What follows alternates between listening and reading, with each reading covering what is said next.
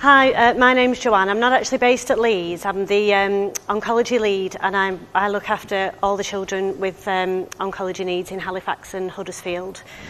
So basically, I'm called an outreach nurse, a community nurse, lots and lots of things really. But I tend to look after children more in the home than in the hospital, if possible, as much as possible. So what I've come to talk to you about today is my role was actually a new role that was made to try and bring as much care as possible out of the Leeds Centre and into the local hospitals and into the community, and as much as possible, like I said, into the home.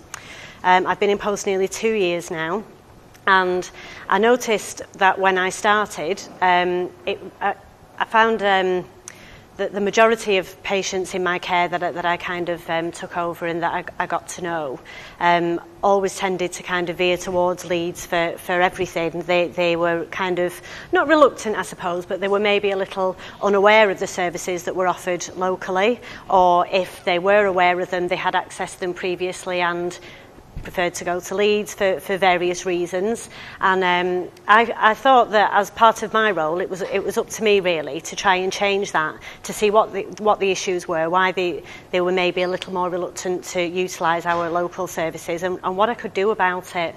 And I think there's been kind of a lot of NHS maybe questionnaires and things like that are sent out.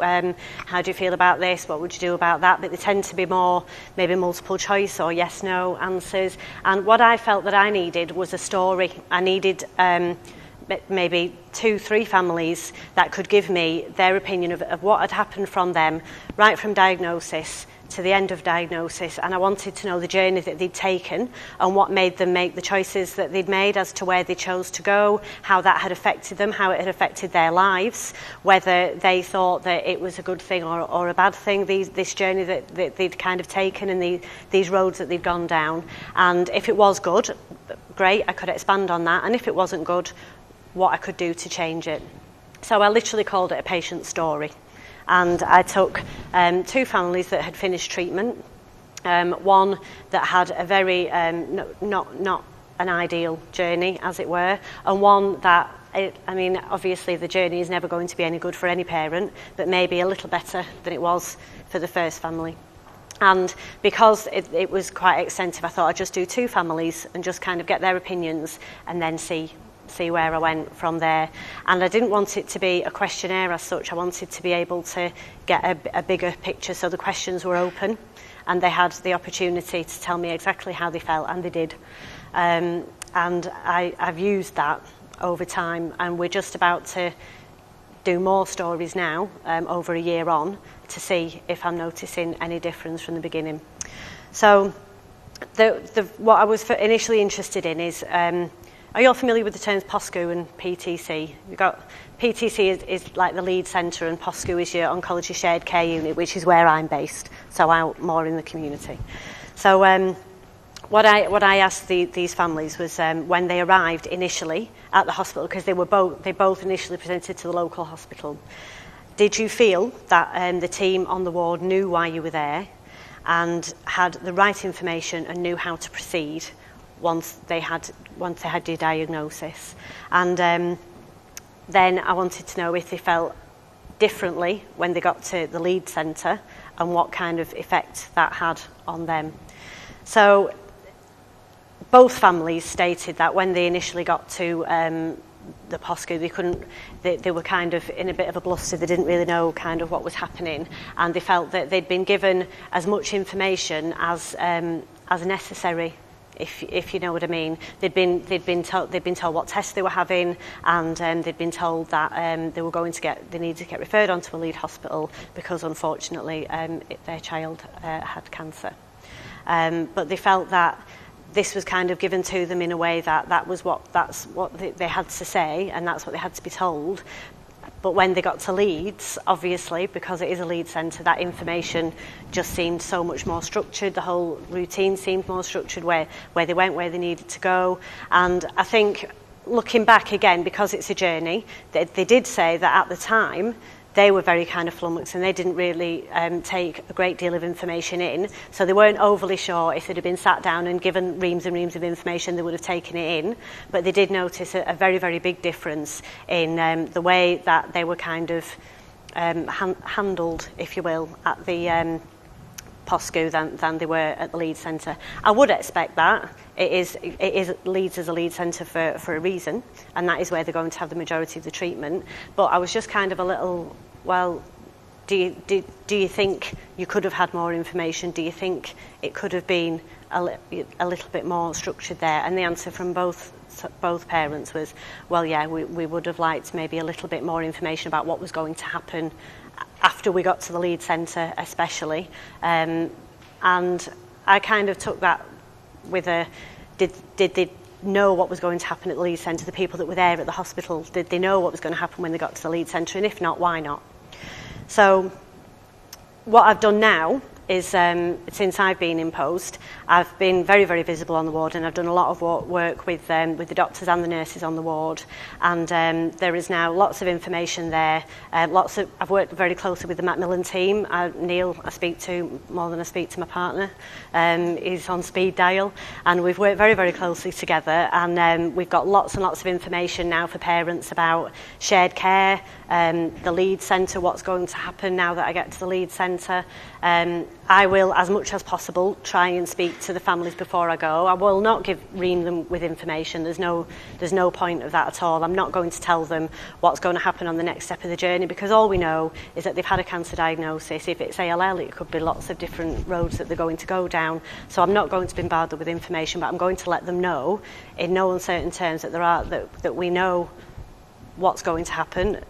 When they get, we know that they're going to have a lot more tests. We know that they're going to go to Leeds, why they're going to go to Leeds, and we just want it to be a little bit more rounded, and we want them to feel like we're not just telling them something and then shuftying them along.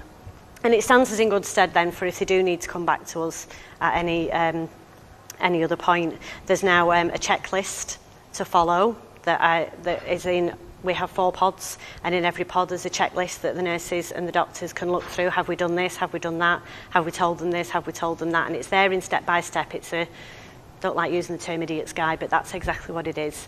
And it just means then that for the team at the hospital as well, they know they can feel like when these parents do move on to the next step of the journey and they do go on to Leeds, we've done everything we can at that point to make them feel as safe and secure as we can and give them as much knowledge as we're able at the time. So I then asked, did you feel that the staff at the POSCU, which kind of led on from the previous question, did you feel that they showed enough empathy and compassion appropriate to your situation at the time? And was this very different when you got to Leeds? Now, both reported compassion from all areas involved. And they all said that they all felt supported and the needs were taken into account at both areas, which was fantastic. But interestingly, I think that particularly with the second family that had a much kind of longer journey, as it were, they found that possibly at the Leeds Centre, because that's where they have all their appointments and this is what we're doing, and it's all very, very busy, and it's all kind of structured it in a way, and it's all in one place. I think they felt that everyone was very, very sympathetic to them because they had a child with cancer, which is obviously the way it should be. But then they kind of stressed that out of there, particularly in the community setting, because I'm community based and we've always had community nurses there, they seem to be a bit more maybe empathetic, if you will, to the fact that maybe they live in Hebden Bridge, for example, and have to travel all the way to Leeds if they need a 5-minute bin Christine, and it just seemed that they felt that the needs as a whole were more considered. I think maybe because they're looking more on a community perspective and where the children actually live. I've worked in oncology, haematology in a hospital for the best part of 10 years, and you do see your ward and you do see your area and you see the children coming in and they're all having the treatment, and it is hard for the families, but it doesn't really occur to you where they're coming from or how far they've had to come from or what they've had to do. This family had 4 children under the age of 4 years old, and it was you know, and Dad was working all the hours God sends so that Mum could stay at home and look after them. So just to get that whole family to Leeds for an appointment was a bit of it was really hard work for them. And I think that I really wanted to work on that. I really wanted to let them know that they didn't just have to.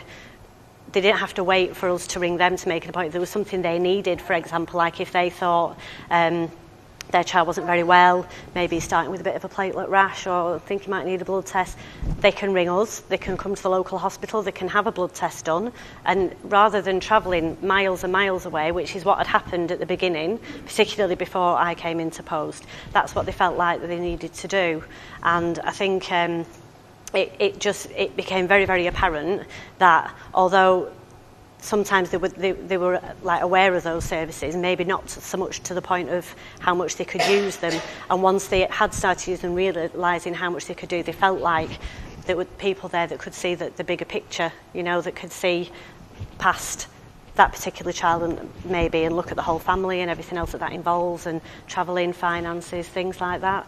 So again, now we have we have an excellent pathway in place where clinic know that they can ring me, they can ring the ward, they can ring anybody, and we will go out, we will do their bloods, we'll get the results, we'll send them to Leeds. I'm sure this happens in the majority of areas, but parents know as well that we'll work it around them. If these children have to go to school, which some of them do, you know, even the most well children, they can go to school, sometimes they feel like it, sometimes they don't.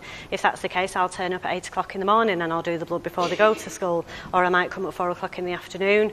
Not ideal if they're having the chemo the next day, but I could do that a couple of days beforehand instead. So it's all working around the family and doing what fits in with them and making the child's life as normal as possible and helping the family to maintain a normal life as well.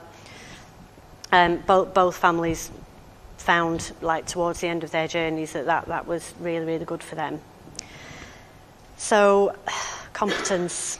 I said, did you feel confident in the skills and the competence of the staff at the POSCU and later on the staff in the CCNT? This is where I found the most problem, really, because particularly in our centre, I can't speak for other centres because I don't know, but particularly in my centre, the competence skill was nowhere near what it was at Leeds, and I wouldn't expect it to be, again, because Leeds is a Leeds centre and they do see these children all day, every day, but it came to things like just little things like accessing ports, Hickman lines, what to do if a child came in febrile neutropenic apart from panic, you know, but both sets of parents were very much like, well, you know, I think it's just much easier to take them to Leeds.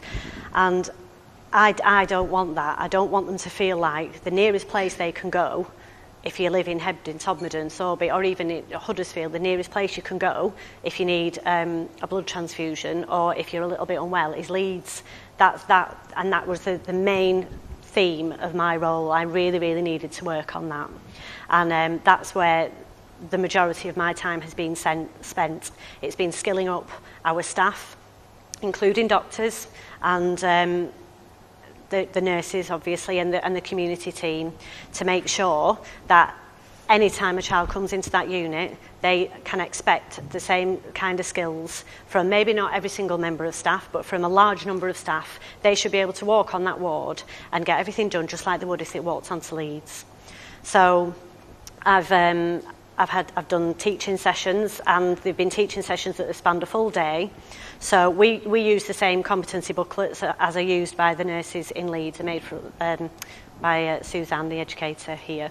And what we do is about 2/3 of the day doing all of the teaching sessions on Hickman lines and febrile neutropenia and supportive care and blood transfusions and things like that. And then in the afternoon, we expect the ones that we taught in the morning to sit down and work their way through these workbooks. There's practical sessions for Hickman lines and portacaths as well. All of the nurses on the ward, even if a child with a different diagnosis but that has a line in, if they come to the ward and there's a member of staff there that is unfamiliar with the lines, then they'll come to the office and they'll shout me and say, can you just come and watch me access this line? The doctors have been amazing. I'm on the doctor's induction day, so every time the doctors swap over, I have 2 teaching sessions. They turn up after night shifts and after x-ray meetings, you know, to learn how to access lines and things like that. And now I would say there's probably 3/4 of the nursing staff now that are signed off and competent. All of the community team are signed off and competent. But again, I've obviously had to look at the febrile neutropenia and things like that so that they know, because we have an assessment unit, and if a child comes in with a temperature, they can wait there, you know, for a few hours because they're all right, they've only got a temperature. Obviously not the case with an oncology child. So it's about educating. It's, well, no, actually, the child, A, can't wait there with the rest of the children. B, cannot wait, they need to be seen immediately. So it's kind of looking at the triage perspective, and I don't want to put any fear in anybody, but ultimately they're kind of like, but you know, it's working really, really well for us. And I remember particularly the family towards the end of the journey I was telling you about, with all these children very, very young, and he came to the ward, and I think it was kind of an accident really. It wasn't very well. They really didn't want to risk taking him to Leeds, so they brought him in and they were kind of like, ooh. So we popped him into a cubicle, and outside everyone was like, oh my God, but inside that cubicle it was smooth and it was like clockwork, and that family were absolutely amazed, and they were really, really pleased that they'd come to us instead of having to go all the way to Leeds. And as it happened, he never needed to come in again, which is typical. But they said that they would more than happily come back to us. The staff felt supported. It all went very, very well. And since then, we've had lots more children that are coming in. They'll come to us for platelets. They'll come to us for blood products, other blood support, things like that. And I have noticed a massive, massive difference now. Whereas when I first came into post, there was maybe 1 or 2 children that would come in. The majority of them now wouldn't think twice about it, apart from the ones that are high risk and shouldn't be coming to us anyway. So I'm coming now to, we're just over a year on from those patient stories. So I'm just about to do 2 more. So it would have been nice if I could have done them before I got here, just to see if there was any kind of difference. But I've got a couple of families that are just coming to the end of the treatment, so I'm doing 2 more patient journeys now. So I'm quite looking forward to those, just to see if there's been a massive amount of difference. But I'm very, very proud of the work that we've done in our POSCO, and I've gone out to other areas as well to see what they do, maybe areas that have been doing it for longer than us, and I've been to a couple of areas that haven't been doing it as long as us and that have needed help and input. We run a very successful MDT every month. Our clinician is fantastic, very, very keen. But without the help of the Macmillan team and the team at Leeds, we wouldn't be what we are. But I do think that we've made a massive difference and a massive impact on the families in our area, and that can only be a good thing. And these journeys have certainly helped us to see where we needed to improve and what we have been doing right. So I'm hoping that the next journeys that we do now will be better, but still good.